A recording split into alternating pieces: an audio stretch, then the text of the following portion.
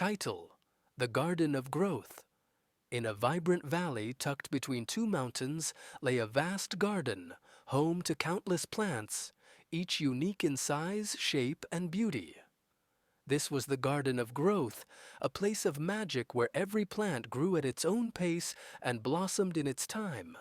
The garden was said to hold the secret to understanding oneself, but only those who listened closely to its lessons could discover it. Chapter 1. The Tiny Seedling. Among the plants was a small seedling named Liala. She was barely taller than a blade of grass, with only a few leaves sprouting from her stem. Around her, towering trees stretched their branches skyward, adorned with vibrant flowers and bountiful fruit.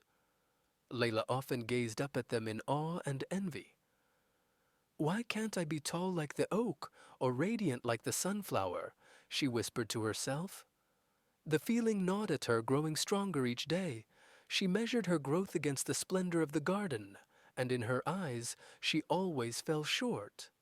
One morning, the wise old willow overheard her sighs. With a rustling of its ancient leaves, it spoke.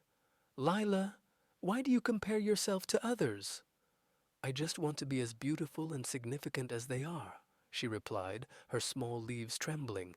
"They're so much more than I am."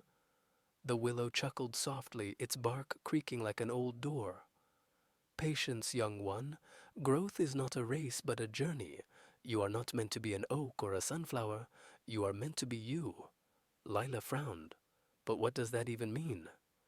"You'll see," the willow said cryptically, "when the time is right." Chapter 2. Seasons of Change. Time passed and the garden shifted through the seasons. In spring, the flowers bloomed in a riot of colors, but Lila's buds remained tightly closed. In summer, the fruits ripened and the bees hummed with delight, but Lila bore no fruit. Autumn arrived, and while the trees turned golden and red, Lila's leaves stayed stubbornly green.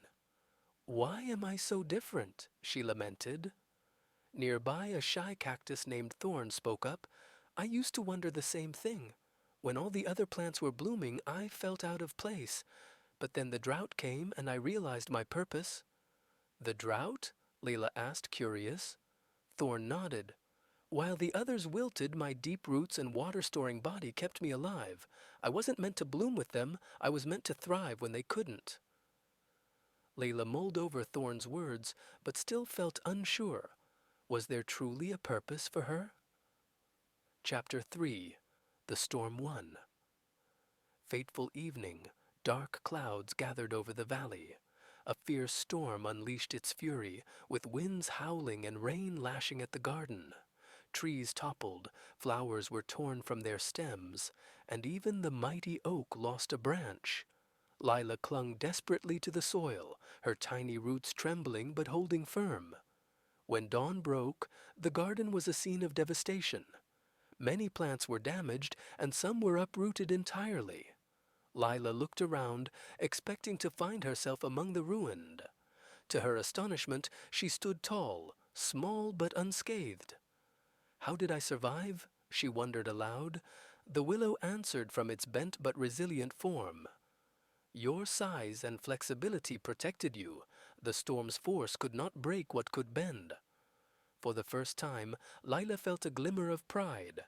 Her smallness, once a source of shame, had been her strength. Chapter 4. Blossoming.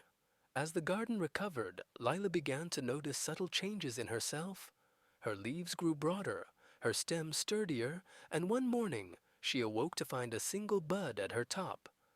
Excitement and fear swirled within her. "What if it's not as beautiful as the others?" she fretted. The willow's words echoed in her mind. "You are meant to be you." With a deep breath, she let go of her worries and waited. Days later, the bud unfurled into a flower so unique and striking that even the proud sunflower turned to admire it. Its petals shimmered like the dawn, and its fragrance was unlike any in the garden. The other plants gathered around her, marveling at her bloom. "We've never seen anything like this," said the rose. "It's extraordinary." Liala beamed, not because she was finally being noticed, but because she understood. She had grown in her own way at her own pace, and that was enough.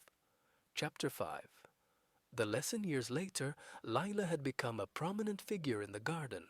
Her flowers attracted bees and butterflies, her leaves provided shade for seedlings, and her seeds carried her legacy far and wide. But she never forgot her days as the tiny self-doubting sprout. One afternoon she noticed a young vine curling tentatively around a nearby rock. Its leaves were small, and its tendrils trembled in the breeze. "Why can't I be as strong as the oak or as colorful as the rose?" the vine murmured. Layla leaned down and said gently, "You are not meant to be them. You are meant to be you. Trust your journey, and you will see."